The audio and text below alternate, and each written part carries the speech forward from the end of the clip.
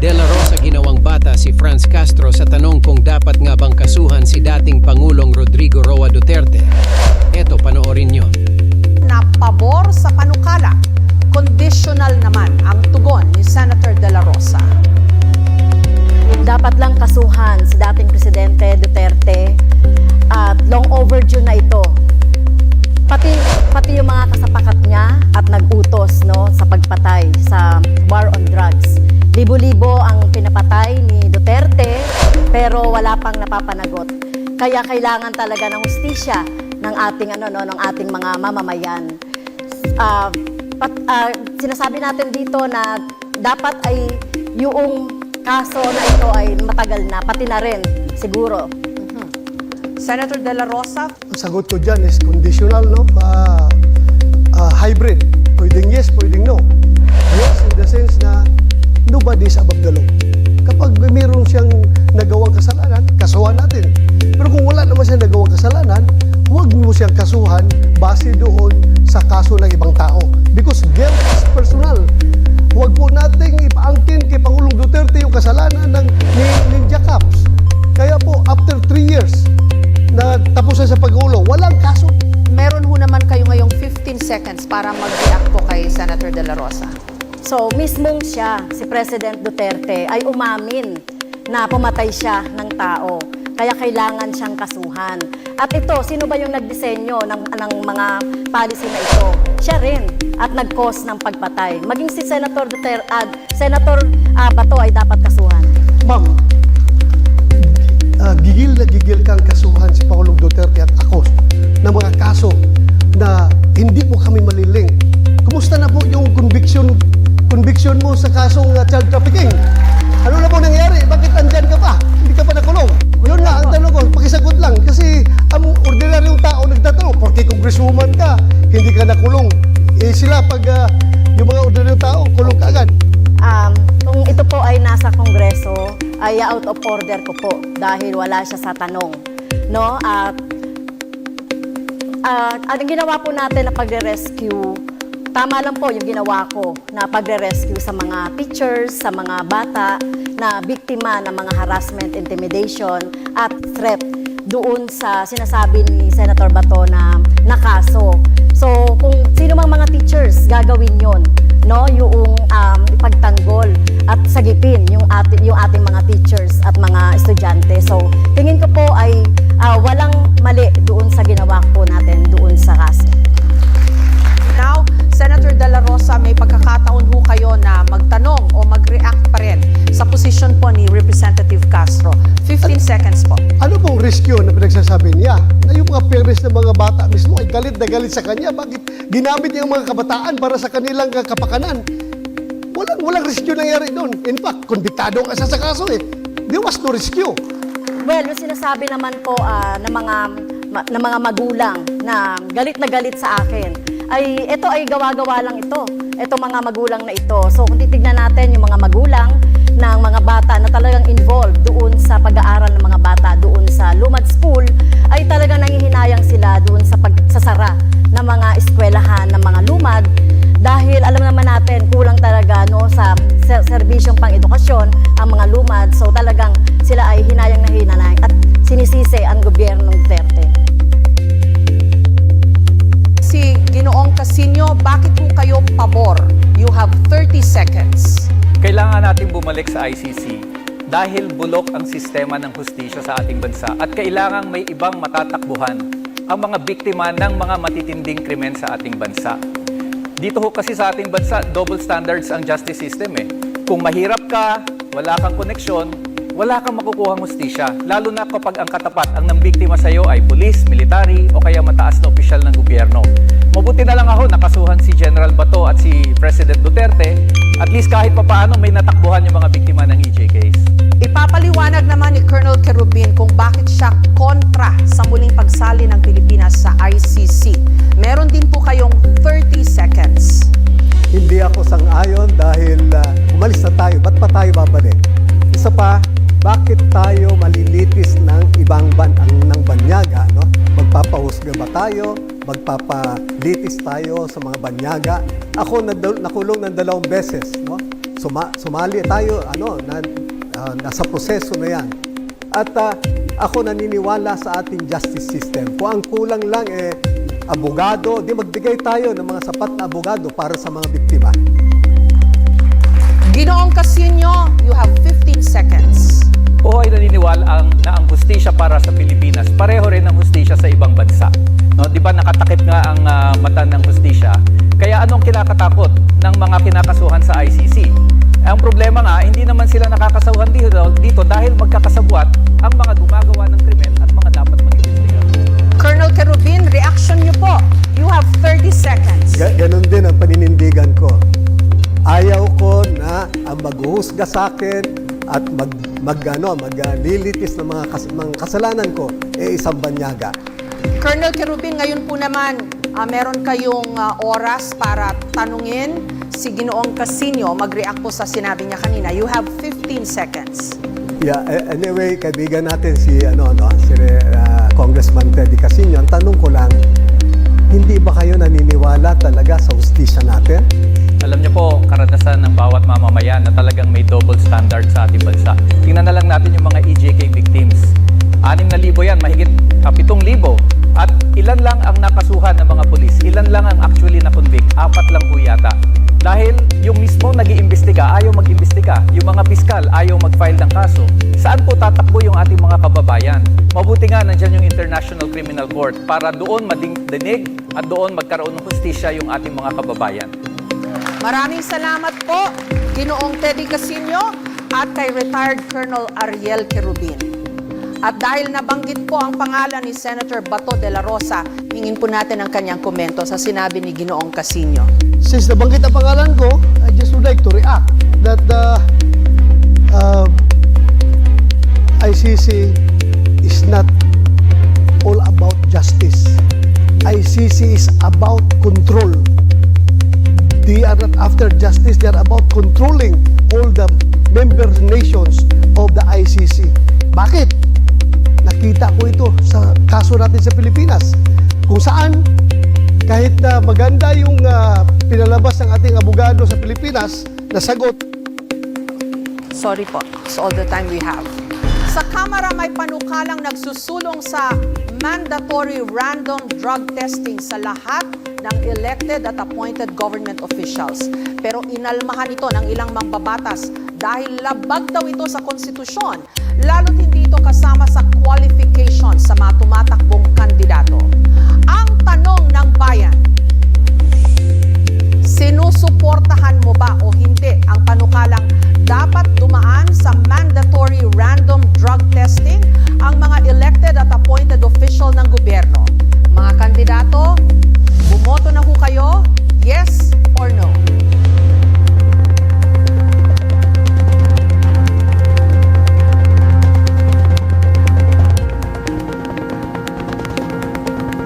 Dalawang abogado naman ang magtatapatan, sina Attorney Vic Rodriguez at Attorney Luke Espiritu. Ako po ay sang-ayon na sa mandatory drug testing sa lahat ng elected and appointed officials sa gobyerno bilang pagtugon sa Article 11, Section 1 of our Constitution that public office is a public trust at dapat lahat ay may accountable sa ating mamamayang Pilipino. Kulang pa po yung oras nyo, baka may gusto pa ho kayong sabihin. At yun nga po aking sinususog din yung Dangerous Drugs Board Resolution number 13 series of 2018 na nagpapahintulot na i-undergo sa drug test ang mga elected officials. Okay, pakinggan po naman natin ang posisyon ni Attorney Luke Espiritu. Ang pagsugpo sa droga, hindi yan magic formula para sulbahin ang lahat ng kabulukan sa gobyerno. And dyan na naman tayo, ginagamit na naman natin ang droga bilang pinagkakasya natin ang problema ng buong bayan na yan ang magiging problema. Yan ay tukhang mentality ni Duterte. Kaya yan lumalabas dahil aminin na natin, nagbabanggaan si Marcos at si Duterte pinaparatangan niya si Marcos na bangag. Kaya meron tayong mga mandatory drug testing na ganyan. Sawang-sawa na ang taong bayan sa bangayan ng Marcos at Duterte. Pag-usapan niyo yung tunay na issue sa kahirapan, hindi yung mga droga-droga na yan. May sagot po ba kayo doon? Kailangan malinaw sa atin, bakit ang mga security guard bago ma-hire sa trabaho kinakailangan sumailalim sa drug testing?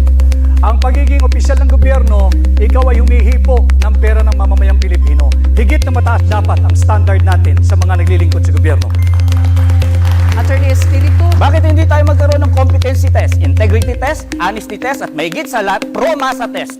Dahil yun ang mas importanteng mga issue sa ating bansa. Yan ba yung bangayan ni Marcos Andy Duterte? Yan ba may kinalaman yan sa sahod na hindi nakabubuhay ngayon? Yan ba may kinalaman sa kontraktualisasyon na nagpapahirap sa ating mga manggagawa? Yan ba may kinalaman sa kahirapan? Yan ba may kinalaman sa presyo ng mga bilihin? At yan ang mga nararamdaman ng taong bayan sa ngayon, hindi yung bangayang Marcos at Duterte. Ang usaping droga ay hindi bangayan ng dalawang nagbabanggaang pamilya sa politika. Ito ay tunay na nangyayari at nagaganap sa ating bansa. Kaya ako ay naninindigan na dapat sumailalim ang lahat ng opisyal ng pamahalaan at simulan natin sa tanggapan ng Pangulo. Nung kayo po ay nasa Malacanang, Attorney Rodriguez, mawalang galang na po. Nagpa-drug test po si President BBM nung siya po ay na-put under question dito ho sa isyung ito. And there were people questioning the veracity ng kanyang drug test results. Ano I agree, tingin niyo ba? Ma'am Jessica, no? Subalit, kaunting pagtatama lamang. Yung drug test na ipinakita, that was during the campaign period, sometime November of 2021. Noon namin ipinakita yung negative drug test. Subalit, nagpapatuloy yung issue ng paggamit ng droga ng mga matataas na opisyal ng ating pamahalaan. Para matapos na ang istoryang ito sapagkat ito'y interes ng lahat ng Pilipino. Sumailalim na sa isang open, fair, transparent, and credible hair follicle drug test ang lahat. Yung bang drug test po ni President BBM noon, hindi po hair follicle test yon? Hindi ito hair follicle test. Okay, now you want him to undergo that test. Para matapos na yung usapin kung sino ba talaga ang gumagamit ng droga. Kinakailangan pagbigyan natin, again, ulitin ko, public office is a public trust. Malinaw yan sa ating saligang batas, Article 11, Section 1. At karapatan ng bawat Pilipino, lalo na ng mga kabataan, malaman kung tayo may pinamumunuan ng isang taong may tamang pag-iisip. Gusto niyo po mag-react doon, Attorney Espiritu? Si Attorney Vic ang proof kung bakit ang droga ay may kinalaman sa bangayang Marcos at Duterte. Nung panahon na siya ay pro-Marcos, siya ay drug test ang kanyang pinapalandakan na negative si Marcos. Ngayon na siya ay pro-Duterte, gusto niya ngayon i-testing si Marcos ng hair follicle test. At gusto niya ngayon nag-drug testing. Maraming salamat po kay Attorney Rodriguez and kay Attorney Espiritu. In a senatorial debate, Attorney Vic Rodriguez again called on the constitutional principle that public office is a public trust. Okay. Say this, Mr. President. No. No. Why should I do that? That's, what they say, public trust, public office, public has nothing to do with the follicle test, please. There's no, wala namang connection ng sinasabi niya. He's always had that weakness every time when he was still working for me. If he believed in what he was saying, why did he work for me? Sunod na issue na ho tayo. May panukala na sa Kamara ilimita lang ang confidential and intelligence funds sa mga ahensyang may kinalaman sa national security. Pero sabi naman ng iba, kailangan din ito ng civilian agencies para tumulong sa pangangalaga ng seguridad ng ating bansa. Ang tanong ng bayan, dapat bang tanggalan ng confidential and intelligence funds ang mga ahensyang wala namang kinalaman sa surveillance at intelligence gathering? Mga kandidato, itaas nyo na po ang inyong mga boto. Yes or no?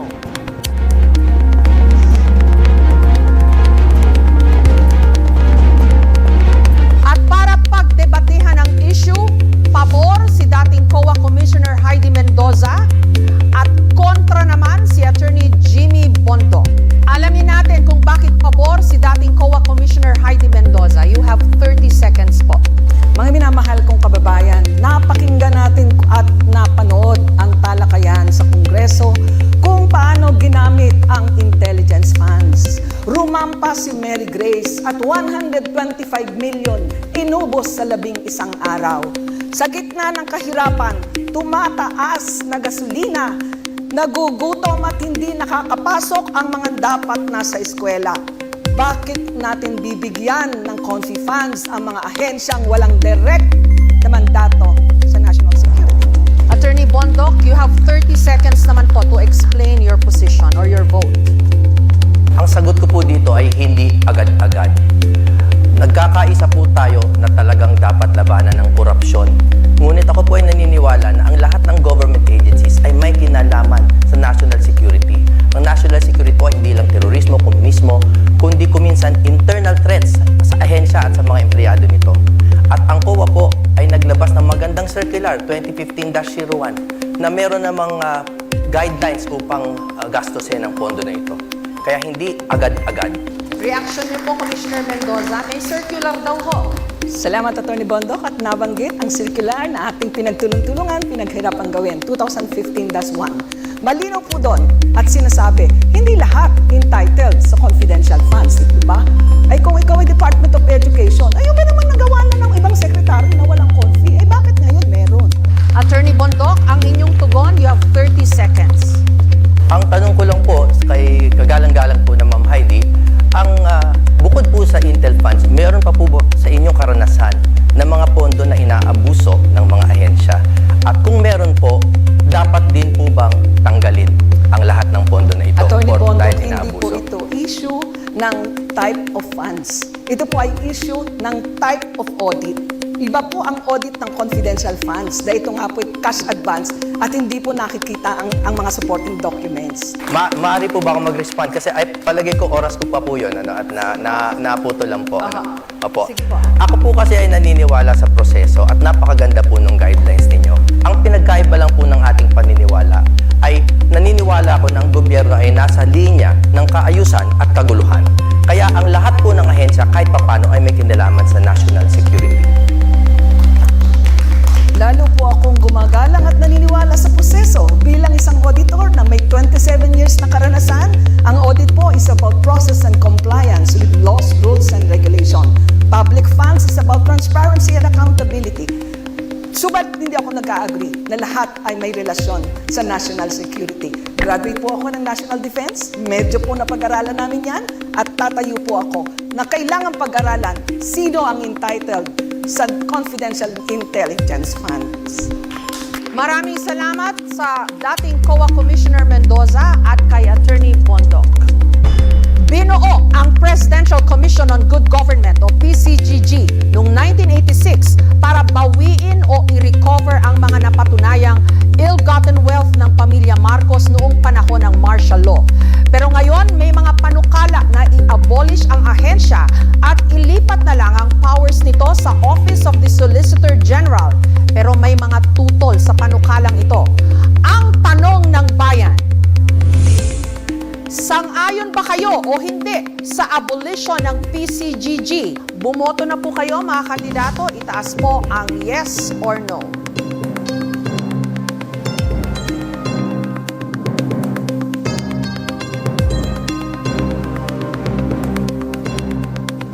Ang magdedebate po tungkol sa issue kung dapat na bang i-abolish ang PCGG, si Attorney Ernesto Arellano na pabor sa pag-abolish ng PCGG at si Calyodi de Guzman na kontra. Unahin po natin ang posisyon ni Attorney Arellano. Meron po kayong 30 seconds. Pabor ako na ibalik ang mga ninakaw na pera ng sinumang gobyerno. Pero yung kasalukuyang PCCGG ay hindi niya nagampanan. So in principle, kinakailangan bawiin natin lahat ang kayamanan na Pilipinas na ninakaw ng sinuman.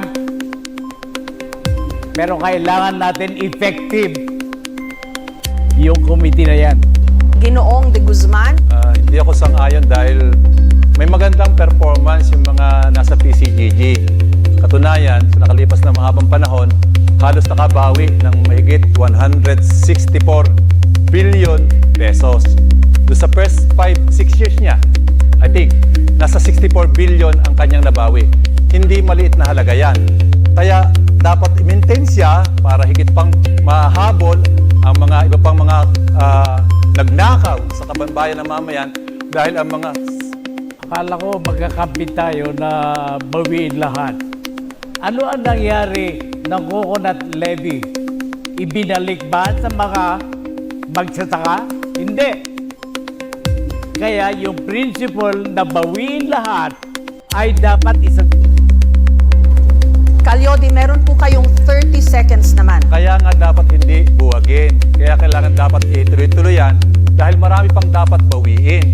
Marami pang mga dapat habulin. Si Lucio Tan, halos wala pang na isang sentimo hindi pa nababawian. Kaya dapat ipagpatuloy at i-strengthen para tiyakin na makabawi ang ating pamahalaan ng sapat na pondo sa mga ninakaw. Lalo na ngayon, usong-uso ngayon ang pagnanakaw. Kaya kinakailangan natin pagtibayin pa ang PCGG para habulin ang lahat ng magnanakaw sa bansa. Calyodi, you have 15 seconds. May kailangan pang habulin sa Coco Levy at yun nga yung dahilan. Pero bakit ba ayaw mo talaga magpatuloy ang PCGG? Sino nga habol niyan? Lalo na ngayon, sa kalagayan ngayon, mga goody-goody silang lahat. Kaya dapat natin ibalik. Bakit ayaw mo? Paano mo ngayon babawin yung mga ninakaw na Coco Levy Fund na dapat may bigay sa mga magsasaka? Ninakaw din ng mga magnanakaw sa PCGG.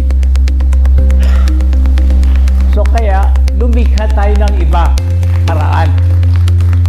Maraming salamat kay Calyodi de Guzman at kay Attorney Ernesto Arellano. Sunod po na issue na tayo. Binuo ang National Task Force to End Local Communist Armed Conflict o NTF-ELCAC noong 2018 para labanan di umano ang insurgency sa bansa. Reklamo ng ilan ng re-red tag di umano ito. Minsan na rin pinuna ng COA o ng Commission on Audit ang mga irregularidad sa paggamit di umano nito ng pondo. Ang tanong ng bayan, pabor ba kayo o hindi na buwagin ang NTF-ELCAC? Mga kandidato, bumoto na ho kayo. Yes or no?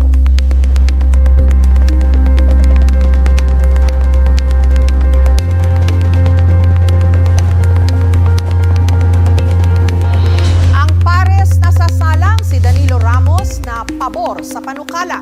Kontra naman si Representative Eric Martinez.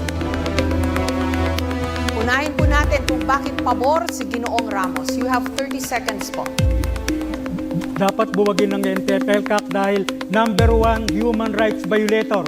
Pangalawa, ang mamamayang ipinaglalaban ng kanilang karapatan at kabutihan ay tinataguri ang terorista.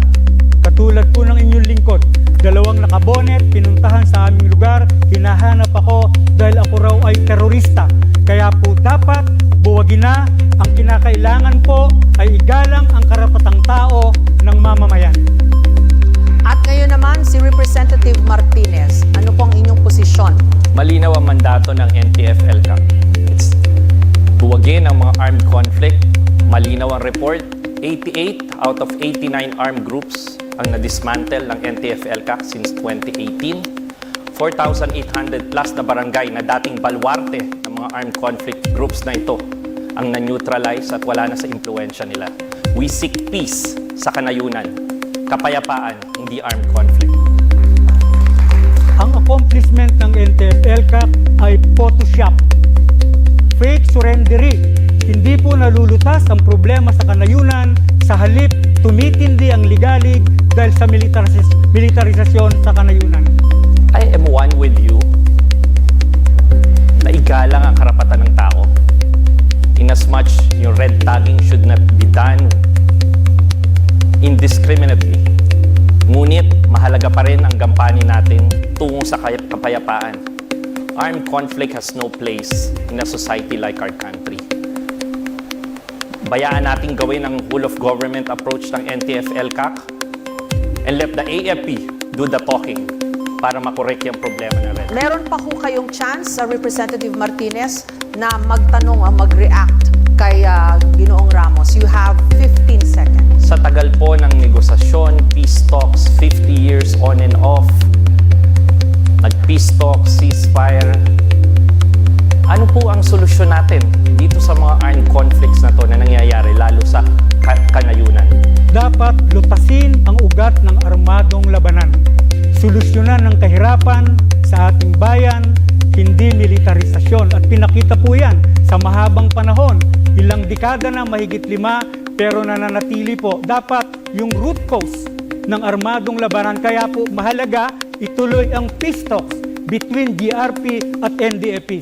Maraming salamat po kay Representative Eric Martinez at Ginoong Danilo Ramos. Sunod na issue, ayon sa Quadcom ng Kamara, may sapat na basihan para kasuhan si dating Pangulong Duterte dahil sa di manoy crimes against humanity sa kanyang drug war. Pero sabi ng kanyang mga kaalyado, politically motivated ang rekomendasyon ng Quadcom.